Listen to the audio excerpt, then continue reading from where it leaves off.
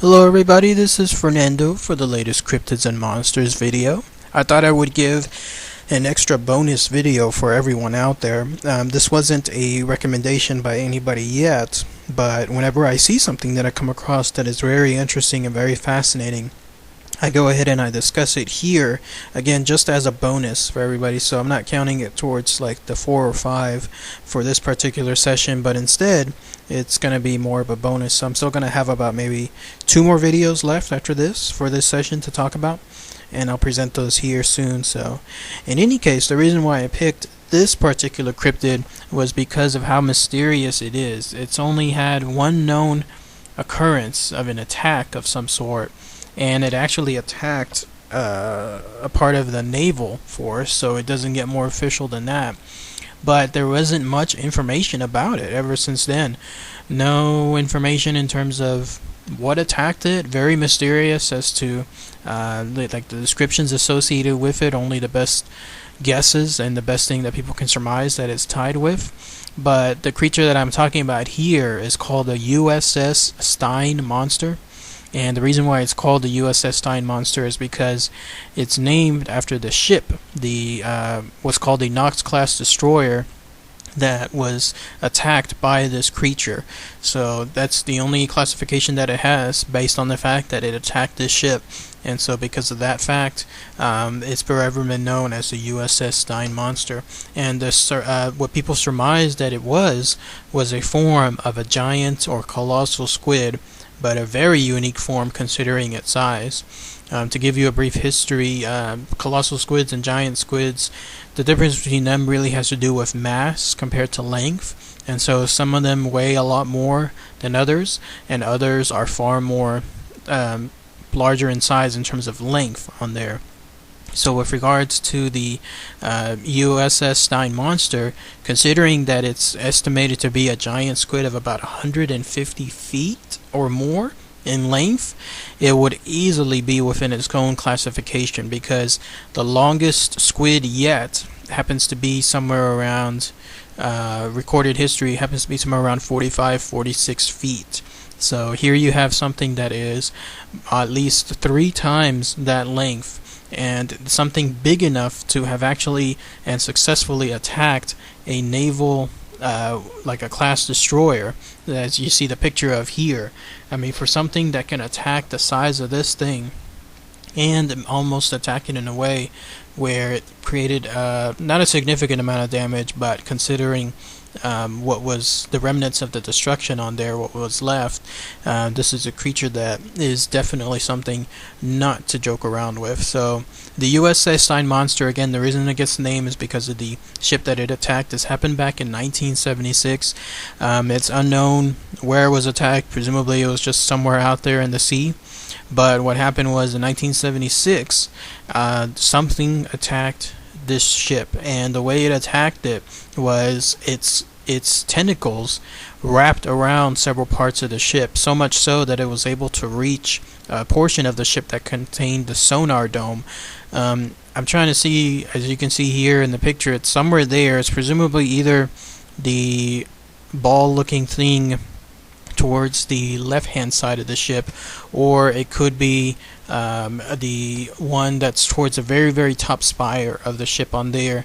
Either way, the idea that something would be able to reach the size, the length of the ship in that manner, wrap around it, in other words, and create that damage around those equipments, presumably if it's the higher one too, all the more so fascinating.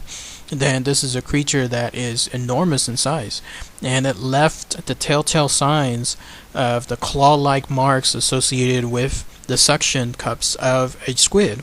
That's why, again, everybody that saw this creature and saw the remnants of the attack afterward compared it to, again, the known marks left by a squid, and they matched, only these were claw marks that were a much larger size, which is again where the guess comes from, that this is going to be something at least the size of 150 feet or more. To put it in perspective, nothing on this earth yet that is recorded history is larger than that. The most largest creature known yet that's living is at least a blue whale, and the most general figure range on those tend to be somewhere around 100 feet, but anything even past that, you would have to go towards the time of the dinosaurs to even try to get to that range on there. So this could be a long lost prehistoric type squid, maybe something that, again, within the vast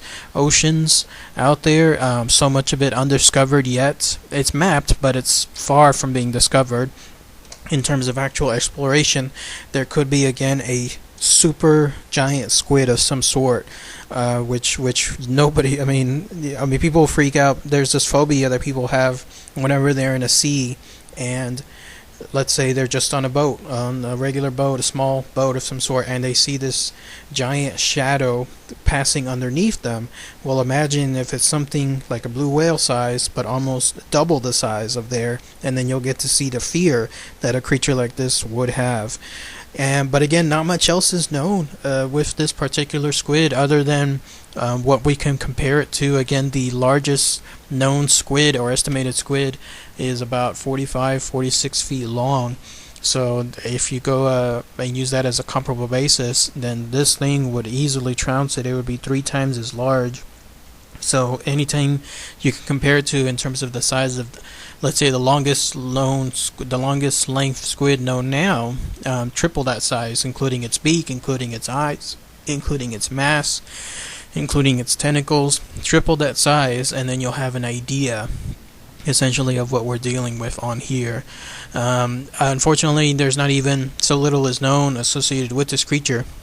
There's no known sightings, there's no known pictures, nothing at all in terms of any other perspective that we can use other than the pictures that you've seen with regards to real photograph proof of giant squids in captivity, or at least those that were able to be collected after they were dead. So again, just imagine something like this, but a much larger size. Very fascinating incidents on there. I'm surprised that there has been much more talk on this, because when one considers the information like Bloop, my very first video that I talked about in my Cryptids and Monsters series, where you had an official piece of government equipment, in this case one that's used to detect submarines, able to capture a sound that from a creature that would make, let's say, a blue whale look like a small fish. Here you have even more proof. Here you have something associated with the USS Stein. Again, a ship, a class destroyer ship that was attacked. And I tried to see if there were any actual photos associated with that, but no.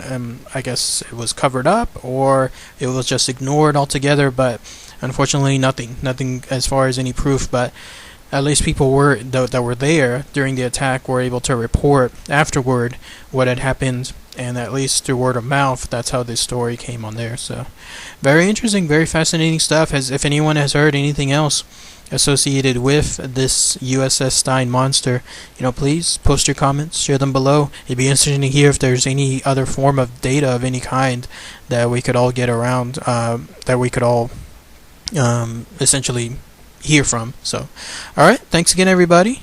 Take care. Bye.